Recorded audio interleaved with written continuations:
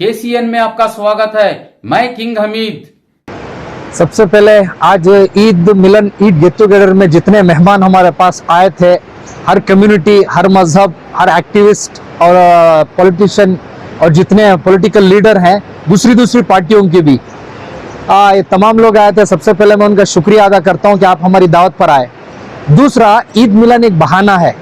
असल तो कि हम लोग जुड़कर कई मजहब, कई जात बरादरी, आज हिंदुस्तान की जो रीढ़ की हड्डी है वो भाईचारा है। इस भाईचारे को ख़त्म करने के लिए जो कम्युनल पार्टी है, जो इस मुल्क में भाईचारे को ख़त्म करना चाह रही है, वो पार्टी के ज़रिए से जो एजेंडा चलाया जा रहा है हिंदू मुस्लिम का, उस हिंदू मुस्लिम के एजेंडे को ख़त्म करने के लिए ऐसे प्रोग्राम का होना ज़रूरी है। आज social democratic party of India की जानिब से मैसूर ज़िले में एक प्रोग्राम ईद मिलन गेट टुगेदर का रखा गया था, जिसमें अल्हम्दुलिल्लाह बहुत सारे मजहब के लोग, बहुत सारे एक्टिविस्ट, बहुत सारे इंटेलेक्चुअल, बहुत सारे पॉलिटिशियन लीडर्स, बल्कि यहाँ के जो हमारे से अपोजिट में जो पार्टियां जो इलेक्शन में हमें कंटेस्ट करते हैं, ये पार्टी के लीडर भी आए थे।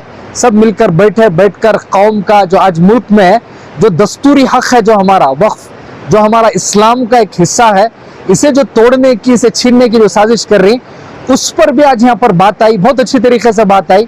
मैं पूरी मिल्लत को और जितनी पार्टियां, इन पार्टियों को, जो बीजेपी को छोड़कर जितनी अपोजिशन पार्टियां हैं, उन सबको और तमाम तंजीमी, मिल्ली समाजी तंजीमों को कहना चाहता हूँ, एक ऐसे छोटे छोटे प्रोग्राम्स आप भी रखें, रखकर इसमें उन बरादरान वतन को, जो मुस्लिम पर्सनल लॉ ने गाइडलाइन जारी किया है कि एक ऐसा राउंड टेबल कॉन्फ्रेंस हो, जो अदर्स कम्युनिटी के लोग हों, जो बरादरान वतन हो, जो गैर मुस्लिम भाई, इनको जोड़कर जो मीडिया का गलत प्रोपेगेंडा है कि ये वक्फ मुसलमानों को, यानी हमारी संपत्ति उठाकर मुसलमानों को दे दी जा रही है, इस गलत प्रोपेगेंडे के खिलाफ हमारी एक ऐसी गेट टुगेदर मीटिंग्स रखकर या खाने पर या दावत पर रखकर यहाँ इनको सही बताएं ये वक्फ क्या है, ये किसकी मिल्कियत है।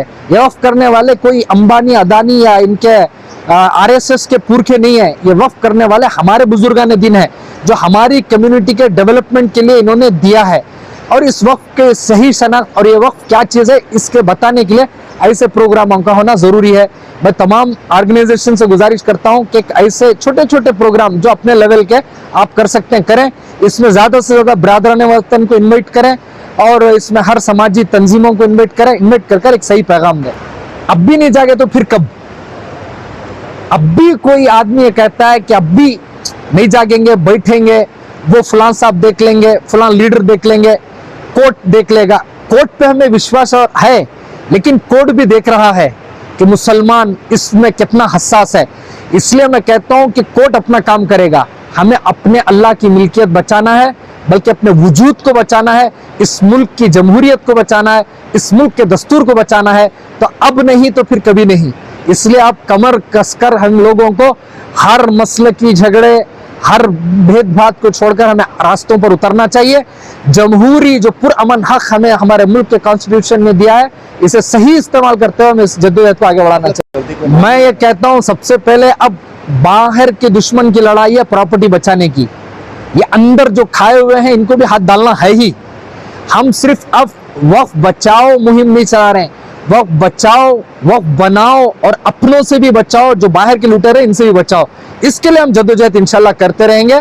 जैसे ही बाहर के दुश्मन से हम अपना वक्त को बचा लेंगे, उसके बाद अंदर भी झाड़ू लगाएंगे। पहले बाहर पेंट लगाएंगे, उसके बाद रूम में कहाँ दीवार टेढ़ी है, कौन सी रूम कब्जा करके बैठा है, इंशाल्लाह उसके लिए भी हम जद्दोजहद जारी रखेंगे। कि 70 साल से जो वक्फ वाले, जो वक्फ हमारे हाथों में था, उन्होंने एक प्रोग्राम्स करते, या हमारे कौम के कीमती नौजवान, चाहे वो किसी भी तंजीम, किसी भी पार्टी के हो, इनको लाते, जो काबिल आदमी को यहाँ बिठाते, वक्फ से कौम को फायदा पहुंचाते, वक्फ से गौर गरीब का घर चलता, वक्फ से हमारे बच्चों की तालीम, एजुकेशन का मसला हल होता, तो कौम को मालूम होता कि वक्फ क्या असासा है।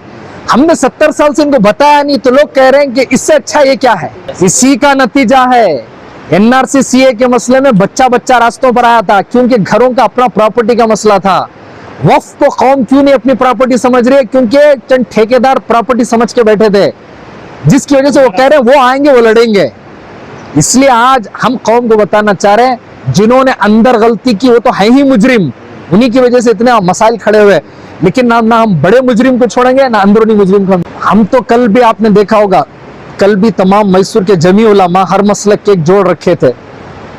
आज जो MP साहब जो M लक्ष्मण साहब ने भी जो इशारा किया है, ये उन्हीं की आवाज नहीं, हर सेकुलर जहन रखने वाला, हर इस मुल्क की रीढ़ की हड्डी जमहूरियत समझने वाला ये चाहता है कि हमारा कोई ना कोई पीसफुल प्रोटेस्ट हो।